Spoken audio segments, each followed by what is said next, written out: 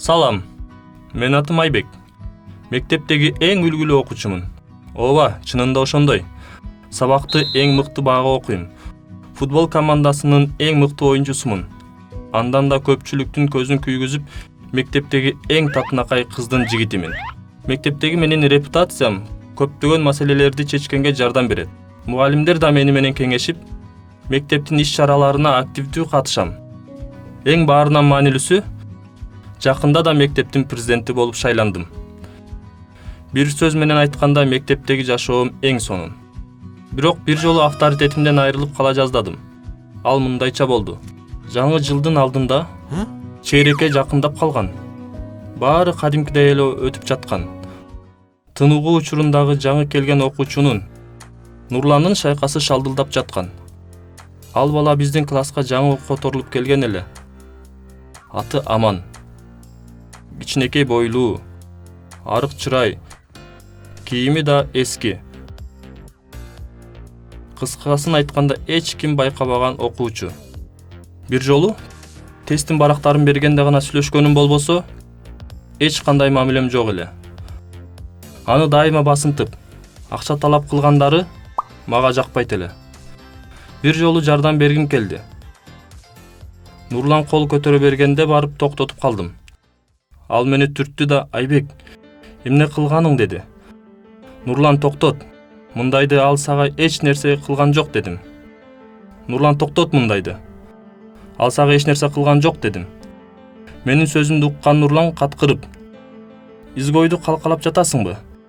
Же силер доссуңарбы?" деди. Мен маселенин батыраак чечилишин кааладым. Аман менин досум экенин айттым. Бирок чоң ката кетиргенимди билген жокмун. "Нурлан, балдар карагылачы. Биздин үлгүлүү Айбектин изгой досу бар экен. Экөөнүн сунун тамчысында окшоштугун. Буларга тийсең өкөлөп каргайт" деп кыйкырып баштады.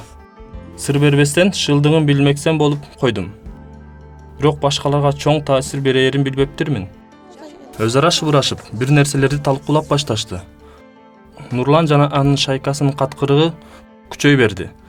Жалгыз мен жаман акыбалда болдум. Аман ага жакын келип: "Рахмат, Айбек. Эми экөөбүзгө күн жок" деди. "Кандайча?" "Мен жөн гана сага жардам бердим" дедим. "Эми экөөбүздү дос дешет. А сенин репутацияң бүттү" деди. Сөзүнө маани бербей коштошуп басып кеттим. Кышкы каникул башталып, 17 январда сабак башталды. Сүйүнүч менен мектеп автобусуна жөнөдүм. Ал жактан башкалардын көз карашы өзгөрүп калганын байкадым. Каникул учурунда сөз тез тарап, Аман менен достошконум үчүн жаман көрүп калышыптыр. Автобуста сүйлөшкөн кызым изгойдун досу менен жолугушпайм деп башка орунга отуруп алды.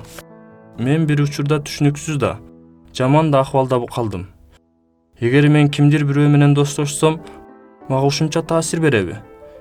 Эч нерсеге көңүл бурбай, окуумду уланта берүүнү чечтим. Бирок тагдыр мага башка сыноолорду даярдап туруптур. Көп учурда ар кандай тоскоолдуктарды жарата башташты. Ашканада тамак жедиришпей, коридордо бастырышпай, туалетке Аман экөөбүз жөнүндө сөздөрү жазып жатышты. Сыр бербегени менен улам күчөй баштады.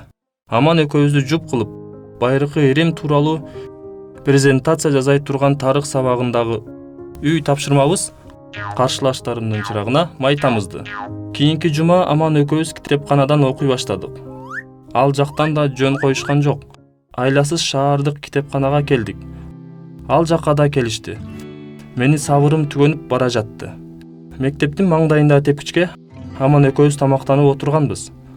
Нурлан жана шайкасы жаныбызга келип, адаттагыдай эле элдин көңүлүн буруш үчүн: "Карагылачы, биздин изгойлор чогуу тамактанып жатышат. Балким чогуу жашаарсыңар" деп кыйкырып баштады. Мындай сөздөр ар тараптан угулуп баштады. Мен өзүмдү кармана албай калдым да Нурланды бир урдум. Ал түшүнбөй шок абалда калды. Анткени ал дайыма ар кимди шылдыңдап, бирок өзүнө эч кандай удар алып көргөн эмес да. Эми менден алып отурат. Оозунан чыккан канды жеңи менен сүртүп: "Өлдүң" деп Нурлан мага карап ызырланды. Нурлан жана анын шайкасы мени тепкилей башташты. Алар көп, мен жалгыз элем. Нурланды урганыма өкүнүп турдум. Ошол учурда ойго келбеген нерсе болуп кетти. Ушул убакытка чейин Нурланга жооп кайтарбаган Аман анын досторун бирден суулатып жыкты. Жалгыз Нурлан калды. Жерде жаткан досторун карап турган Нурланга Аман: "Мен эч кандай ашык кыймыл кылгым келбейт, бирок силер менин досумду таарынттыңар" деди. Кыйкырып кол салууга камданган Нурланды бир эле удар менен жерге жыкты. Мунун баары бардык мектептегилердин көзүнчө болгондуктан ооздор ачылып калды. Эмне үчүн баары шылдыңдап жатышканда эч нерсе кылбаганын сураганымда Аман: "Мындай иштерге аралашкым келбейт. Жооп бергенге жалкоолук кылчумун. Бирок менин досум коркунучта турганда карап тура албадым" деди.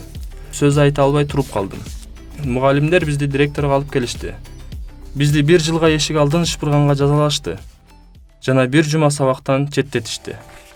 1 жумадан кийин сабакка кайтып келгенибизде баары башкача көз караш менен карап калышыптыр. Мектепти Нурландын басынтуусунан сактап калган баатырлар болуп калдык. Көрсө ошол окуядан кийин Нурлан башка мектепке которулуп кетиптир. Акыры Аман экөөбүз мектептин крутой балдары болуп калдык. Эч ким бизди үзгөй деп айта алышпай калды. Видео жакса класс басып, комментарийге кызыктуу окуяңарды жазгыла. Көрүшкөнчө. Салам, менин атым Саламат. Биринчи мен сиздерге өзүмдүн чоң атам тууралуу айтып берейин. Эл арасы начарчылык келте басып турганда чоң атам помещиктин жардамчысы болуп иштеп калат. Помещик жакшы буудайдан бадырак жасатып жегенди жакшы көрчү экен. Эл арасында буудай айдагандар аз болгондуктан помещик жаман акыбалда жүрөт. Бир күнү чоң атама жакшы буудай таап бер деп суранат. Арга жок чоң атам эл арасын кыдырып жүнөп, эч нерсе таппайт. Бардык жерде эле күйүп кеткен же бүрүшүп калган болот. Эмне кылар аргасын таппай келе жатып, талаанын четиндеги буудайдын кичине алып, бадырак кууруп берет. Помещикке аябай жагып, дагы алып келүүгө буйрат. Чоң атам дыйкандарга сүйлөшкөнү барып, өзлөрүнүн занын чылап алып сугарып жатканын көрөт. Болгон чындыкты помещикке айтып берет. Помещик каарданып чоң атамды дарга асууга өкүм кылат. Бирок бир аздан кийин жумшарып, бадырак курардын астында жакшылап жуудуң беле деп сурайт. Албетте деген жоопту уккандан кийин өкүмүн бузат. Убакыттын өтүшү менен чоң атам буудайдын жакшы сортун өстүрүүнү үйрөнүп, бат эле буттан туруп байып, таанымал боло баштайт. Бирок бул бакыт көп убакытка чейин созулбайт. Досу эле чоң атамды айыпка жыктырып, бардык дүйнөсүнөн кол жуудурат. Ошондон кийин биздин тукум кыйналып жашап баштайт. Менин кичинекей кезимде да жетишпегендиктер көп болгон. Убакыт өтүп эми гана жакшы жашоого жетип калганбыз. Мамлекетибизге эпидемиянын келиши менен кыйынчылыктар көбөйдү. Сырт жактан тамак аш алынбагандыктан мамлекет элди каржылай албай ачкачылык билине баштады. Ушундай кыйынчылык күндө чоң атамдын буудайын эстедим. Коробузда 2 саан уюбуз болгондуктан чөйүнө жем кошуп жасап, аларга берип көрүүнү ойлодум. Биринчи берген күндөрү толук жебей, шакел көп чыгып жатты. Акырындап башка жемдерден аралаштырып бере баштадым. Уйлар дагы жакшы жеп алып жатышты. Акыры керектүү өлчөмдөрүн таптым. Эми уйлардын аппетити ачылып, бардыгын катары менен жей башташты. Жаш кунажындай секиришип, оюн каракта болуп кетишти. Бирок мен күткөн жыйынтык болбой жатты. Буудайдын машактары уйлардын ашказанында эле сиңип кетип жатты. Бир күнү апам менин жаныма келип, бүгүн уйлар адаттан көп сүт бергенин кобурады. Ооба, буудайдын машагынан кийин уйлардын аппетити ачылып, көп жеп акыры көп сүт бере баштады. Мен болсо уйлар өтө активдүү болбогондой, бирок көп жей тургандай. Ошол эле учурда сүттү көп жана майлуу кылып бере тургандай кылып, жемдин керектүү өлчөмүн издеп жатып таптым. Уйлар 2-3 эсе көп сүт бере башташты. Ушул учурдан тарта менин ташым жогору кулады. Алынган тоютту пакеттерге салып, кошуналарга, айыл ичине сата баштадым. Акырындап башка аймактардан дагы заказдар түшө баштады. Бизнести кеңейтиш үчүн акча керек болуп, кредит алмак болдум. Ошол учурда менин тоютум тууралуу Айыл чарба министрлиги кабардар болуп чакыртып калышты. Иш болсо оң жагына чечилип, министрлик менин ишимди колдоп, материалдык жардам бермек болду. Үйгө келсем изилдөө менен алектенген бөлмөм чачылып калыптыр. Кимдир бирөө менин био кошумчаларымдын секретин издегени билинип турду. Мен чиймелер салынган папкамды министрликке алып кеткеним жакшы болуптур. Мен кайсы бөлмөдө иштегенимди ким билгенин мага кызык болду.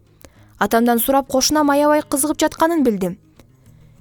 Эмне үчүн экенин билүү үчүн кошунамды андымак болдум. Кечкурун үйүнө жакын барып ыңгайлуу жер таап отурдум. Түн кирип айлана караңгы болду. Урул-бурул болгон фонардын жарыгы гана тийип турду. Күрүлдөгөн үн чыгып, корого машина кирди. Машинеден бири кодо болгон 2 адам чыгып үйгө кирип кетишти. Машинага жакын келип, айнектен Zoo Intection деген папканы окудум. Менин шекшигеним туура чыкты. Бул убагында чоң-чоң атамды сатып кеткен адамдын неберелери эле.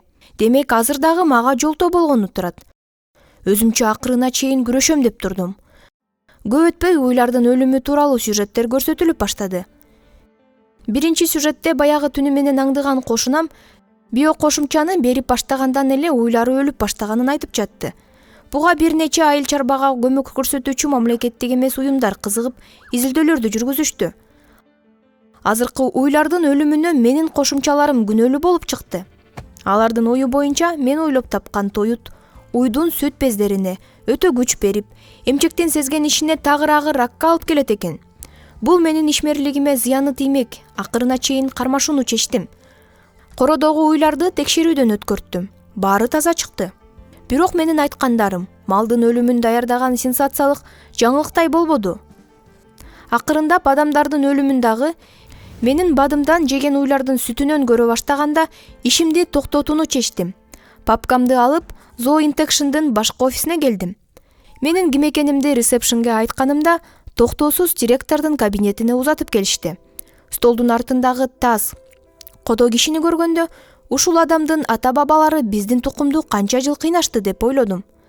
Мага колун сунуп мыскылдай күлдү да. Угуп жатам деди. Мен түз эле айтайын, бул папкада сиз издегендин баары бар. 2 миллиард сомго сатканга макулмун. Бул ызычуу сөздөр токтогондон кийин жаңы ат менен чыгарып байып аласыз. Менимче бул жакшы келишим дедим. Бир аз ойлонуп турду дагы, сен акылдуу экенсиң. Бирок мен 500 миллион гана бере алам. Бир тыгын дагы жогору эмес деди. Эгер макул болбосоң, адамдардын өлүмүнө сени күнөөлүү кылам. Сени соттойт. Макул болдум. Келишим ийгиликтүү болду. Үйгө келип акчаны ата-энеме көрсөтүп, башка мамлекетке көчүп кетүүгө көндүрө баштадым. Мынча акча менен башка мамлекеттен чакан бизнес баштаса болот. Ата-энемди көндүрөм деген үмүтүм бар. Анткени туура эмес рецептти саткам. Алар түшүнгөнчө бир аз убакыт бар. Шашыш керек. Туура кылганымды билбейм. Аягы эмне менен бүтөрүн дагы билбейм. Көңүл бурганыңыздарга рахмат. Класс басып, каналга жазылыңыздар.